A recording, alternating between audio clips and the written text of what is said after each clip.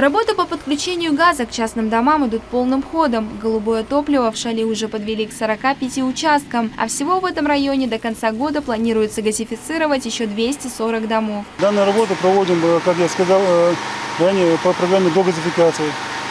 Вот абонент приходит, подает заявку на подключение данного своего домовладения. В связи с этим мы подготавливаем проектно-сметную документацию и в дальнейшем нам выделяется материал, газопровод, трубы и фазонные части.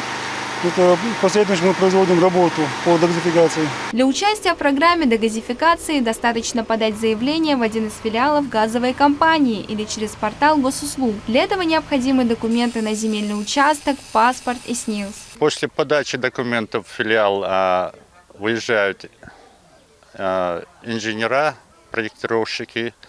Они делают проект данного участка. Потом уезжаем мы, уже делаем разметку, арочные переходы, также проводим газ до данного домовладения. Семья Тазуевых недавно переехала в новый дом. Газа на земельном участке не было. Собрав нужный пакет документов, они отдали заявление и стали участниками программы.